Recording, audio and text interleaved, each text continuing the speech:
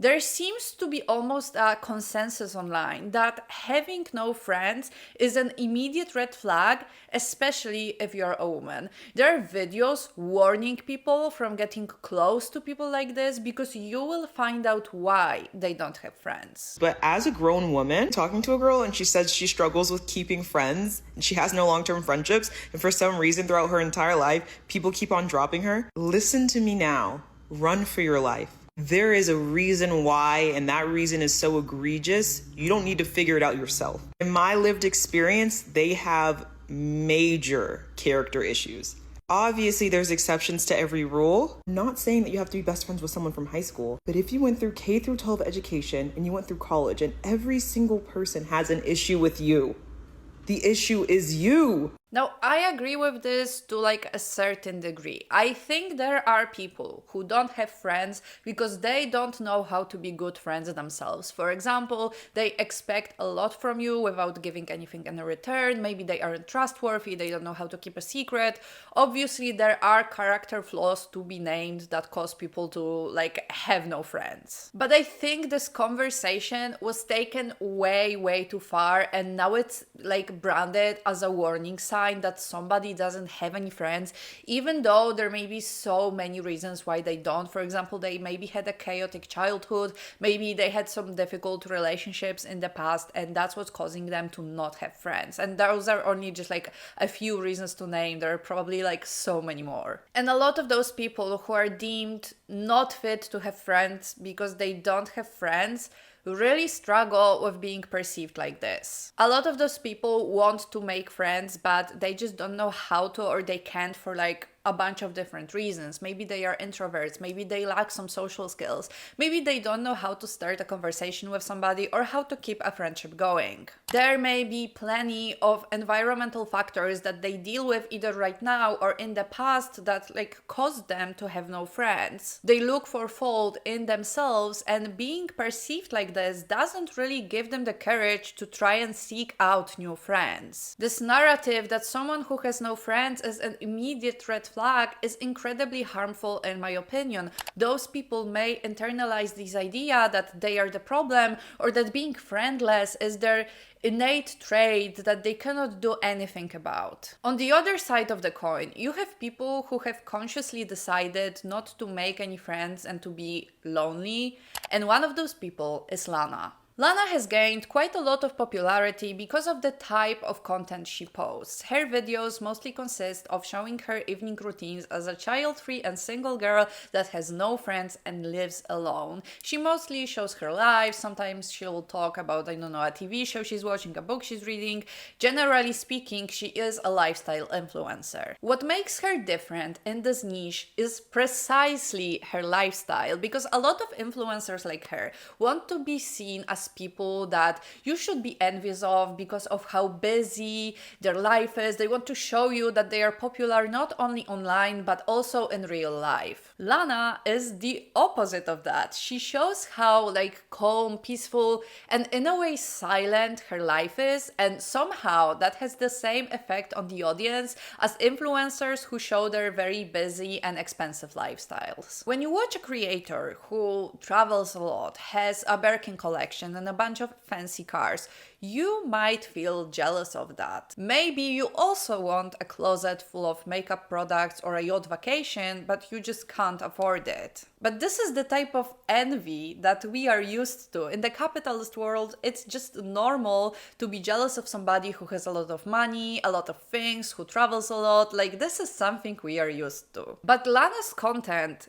can provoke a different type of envy. People who have very busy lives, for example, because of their work situation, family situation, or a bunch of other factors, might look at Lana's life and be jealous of like the peace, the cleanliness of her apartment, the ability to do whatever she wants, whenever she wants, without anyone telling her otherwise. There are people in her comments saying things like, "That sounds lovely. I just got home after an 11-hour shift and there was trash on the counter from my family's DoorDash dinner and a sink full of dishes because no one could clean out the dishwasher. I have 3 kids and I adore them. However, after the utter chaos that was dinner time just now, not even gonna lie, and I envy you a bit. Lol, your life looks so relaxing. Watching with 3 kids and a husband living vicariously through you. This obviously doesn't mean that those people in the comments would like to live the same life as Lana, but if you're like super busy and surrounded by other people all the time who demand a lot from you,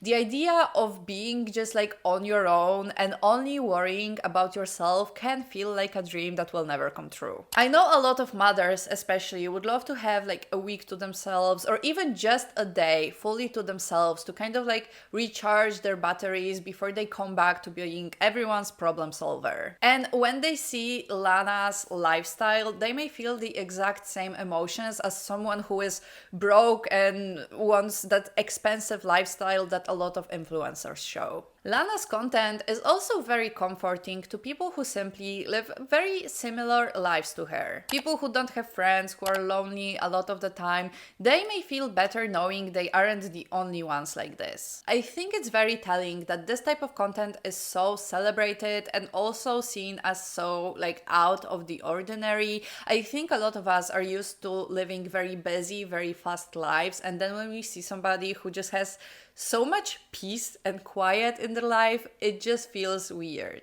On the other hand, it's interesting that we strive for the content that kind of normalizes loneliness. As we know, loneliness, generally speaking, is on the rise. There are surveys showing that more and more people are experiencing it. Sometimes they want it, and sometimes they don't, but they can find comfort in seeing somebody who is not only like dealing with loneliness, but also enjoying it because this is the lifestyle that works for them. But obviously, Lana's page isn't free of criticism. There are people telling her that her life is simply depressing or that she shouldn't promote isolation because there are so many young people who struggle in social interactions. And on one hand, I do agree. I mean, I think we should be striving, generally speaking, as society, to create communities and build friendship. I mean, it is generally accepted that humans are social creatures and loneliness can have a negative effect on our health, both mental and physical. And a lot of people are throwing it into Lana's face, especially under videos where she explained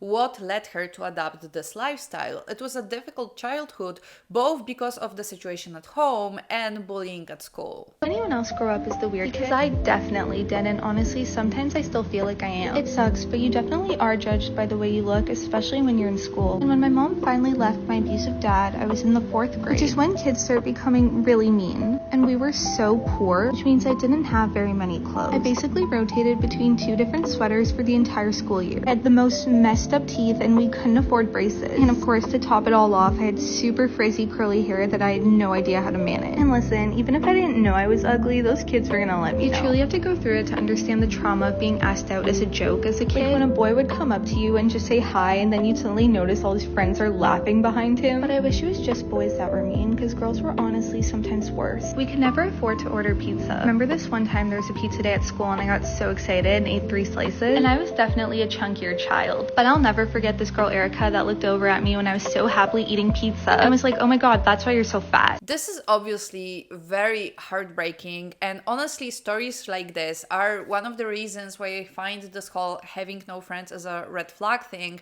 so horrible, because so many people had similar experiences to Lana. We know that children can be cruel and say the meanest thing to somebody, and I'm just not surprised that somebody who went through a childhood like this isn't like super eager to make friends. But when Lana made some friends in her adult life, they very much disappointed her as well. Long story short, Lana had a crush at work, and at the same place she also found a friend that she was close to. Like, it was someone that she said was a little bit older than her, and she was really close with her, and she would confide to her about said crush. Till that point, the only person that knew about my feelings for him was our mutual coworker Kim, who was the most amazing woman who honestly treated me like her daughter. And I truly mean that. Like, we used to link arms and go to Starbucks together and call it a mom-daughter date. So of course, once I started seeing him, I would always go to her her with all of the issues in our relationship because she was always so happy to help and give advice. Lana later left that job and decided to text her crush Kyle. They ended up dating, and one day when Lana was like checking something on his phone, she saw a notification from a girl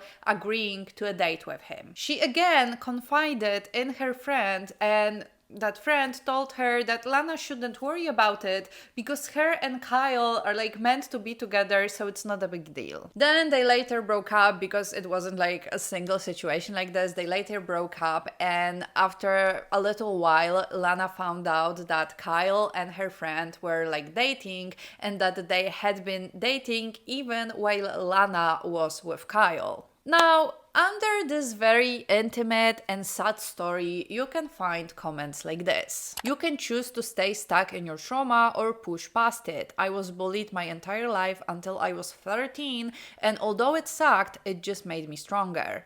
But you want friends, but you've been hurt. This is a trauma response. I think this is a very reductive approach because people assume that there is only one right way to live, that everyone needs friends and a family because that's what makes everyone happy. And her lifestyle is a trauma response, which doesn't mean she should force herself to be like everyone else and live in this normal, non-traumatized way. I mean, some wounds are truly too deep to ever fully heal, and if you are disappointed by one person after another, I think it might be nearly impossible to rebuild that trust in strangers. And Lana still found a way to live happily. I mean, from what she's saying, she is happy with her lifestyle. She seems to be close with her mom and her sister. She mentions talking to them a lot.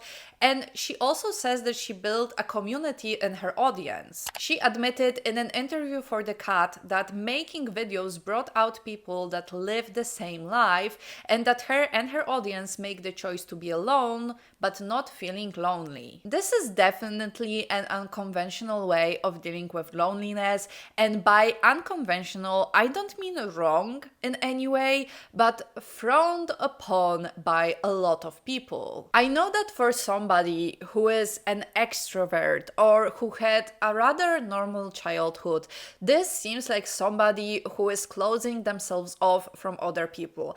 I know that even to a lot of people who have been traumatized in some way, she seems to be focused on the past instead of trying to make her life better. But the thing is that better is defined by other people. And Lana, as an adult who I think has a very clear view of what committing to this lifestyle means for her, can choose to live like this, and there's nothing wrong with that. Not to mention that if she ever changes her mind, she can start working on building friendships or a relationship. I mean, in my opinion, it's never too late for that. And if right now this is too much for her, maybe she doesn't want it, maybe emotionally it's too hard, she doesn't have to force herself to do it just to appease people on TikTok. Maybe she needs more time to recover from what happened. Maybe she will feel the need for companionship in the future. Or maybe she won't, and that's okay too. But there seems to be almost a moral panic around people who live like this, and especially people who post about it. People will say that nobody really wants to live like this, she's only lying to herself, or that life is too short to waste it being alone. And while I agree with this, I also would rather not be alone most of the time. I don't think I need to push it onto someone else. People are so worried about the friendless influencers that there are so many weird articles written about them, and one that stood out to me particularly is a piece written by Rachel Connolly for The Guardian. Funnily enough, the author isn't even concerned that people like Lana are, promoting isolation, but that their answer to loneliness is just wrong. So this is how she describes the content of creators similar to Lana. The video shows some version of a young woman coming home to an empty, spotless apartment with bland, generic furnishings devoid of personal effects. She eats a healthy dinner, drinks Coke out of a wine glass to spruce things up, and then she dons a dressing gown ready to embark on cozy pursuits such as rewatching TV shows, reading comforting mass-market fiction, running a bubble bath, and so forth. The judgment of this lifestyle is so immediately visible. It's all the choices choices that creators like that make are wrong, from like the furnishings in their apartment to the types of books they read. And then she writes this: "It's probably obvious that I find these vlogs depressing. It's not the spending time alone part that gets me, or even the friendlessness. After all, a well-adjusted person should be able to spend an evening happily in their own company fairly regularly. I would argue, too, that being friendless for a little while is not the exotic state these videos suggest it is. None of this is unusual. Still, one response to finding yourself friendless is to assume this indicates a personality flaw which makes you particularly and uniquely ill-suited to the company of other people, and to retreat into the comfort of weighted blankets and dressing gowns and dogmatically followed self-care rituals. You could even record yourself for content. But you could also go out by yourself to a cafe or a bar and talk to strangers, join a football team, a running club, or a church. You could even, God forbid, jettison Wednesday's plan for hot chocolate and self-care and spend an evening volunteering at a food bank or a homeless shelter. And if you want to be alone, you could take a difficult novel out to a bar and sit reading it with a notebook to write down interesting sentences, start learning a language, or learn to sew. In a world where we are constantly forced to perform at our highest capacity, where we are told that we should be productive even while resting, I find this critique of comfort simply laughable. It's kind of as if the author tried to appeal to like the boomers who think that our generation is just only on their phones and we never do anything. Most of us, including the loneliness influencers, are already busy and exhausted enough by our jobs that I don't think seeking comfort and rest should be criticized. Constantly operating on our highest capacity is what causes burnout in a lot of people. And if someone is healing trauma, maybe healing their nervous system as well, they shouldn't be told that they aren't doing enough because some author would rather see them in a bar with a challenging novel. Not to mention that Lana, for example, so in this article, like the author doesn't talk about Lana specifically, but she does reference an article which talks about Lana specifically, so I'm going to assume she is talking about Lana as well. Anyways, Lana like goes places. Like Lana does the things that she is being accused of not doing. For example, she'll go to an event alone. She'll go like take herself on a solo date or something. So it's really like, yes, most of her content is from her house because that's what people like to see, but it's not like it's the only thing she shows. Anyway, the author then goes on to say that the promotion of friendlessness doesn't bother her, but the response, which is defeatist and cozy. I generally don't like this idea that life needs to be a constant fight, even if that fight makes us a better people, because once again, that better has no objective definition. I can understand, in a way, people who criticize this type of content because they are worried it will promote isolation. Like that, I can kind of understand. What I don't understand is criticizing somebody for making peace with how they feel and how they want to live. What I'm getting from Lana isn't defeat, it's that she actually fought against what people would like her to do and she instead chose her own path. Then the author finishes the article by saying this: what makes a person want to become an influencer? You might say they like attention or are pursuing fame, but I have come to think that the idea of operating in a gamified social environment which can theoretically be managed from one's bedroom is a large part of the appeal. But the rest of us needn't follow suit. POV, you're a child-free and single girl who lives alone, so this is how you spend your Friday night. Take yourself to a bar with a book and challenge yourself to talk to at least one stranger, because this is your one life on this earth, and whatever else happens, you will never experience this specific Friday night ever again. This is the typical nobody wants to live like this rephrased. It's also giving I'm an extrovert, judging introverts for not being as extroverted as I am. It kind of makes me think of when people say, why are people always telling introverts to socialize more, yet nobody tells extroverts to be more toned down? And that's a really good point. And to be fair, I don't think we should be telling extroverts to be toned down, but I also don't think we need to tell introverts to socialize more. And if someone is so against somebody who not only accepts but also welcomes loneliness, maybe they should think about why it bothers them so much. Because the obvious answer would be a lack of community, right? Like if people isolate, then we won't have a community. But this is not what's coming out of this article. I think this is once again somebody who breaks out of the mold and does something that makes them happy and that like the general public wouldn't agree with.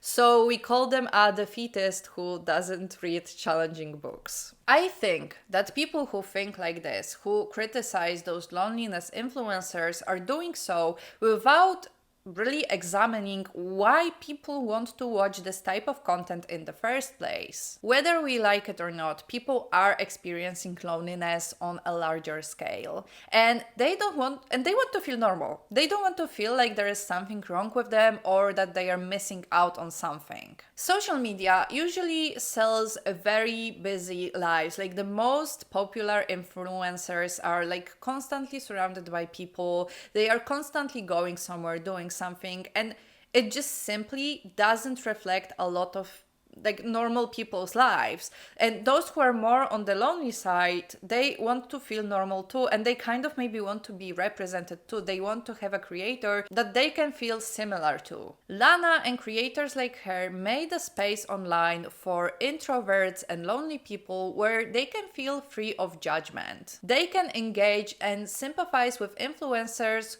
who simply feel closer to them than their outgoing counterparts. The audience and the creator form a bond which may be purely online, but that's clearly enough for some people to be satisfied. I think the wrongest thing to do is to assume that there is only one lifestyle that would be like best for everybody. Like I think this conversation is very similar to the whole everyone should have kids conversation. Loneliness influencers are a pretty natural response to the loneliness epidemic that everyone is sounding alarms about. They didn't make the loneliness happen, but they are here to show how they are dealing with this. They aren't the cause of loneliness, but rather the product of it. Those who want to have friends but have trouble making them need help. But those who don't have friends and are happy with their situation should be left alone, because they are adults and they can decide what to do with their lives. Accepting loneliness isn't a defeat,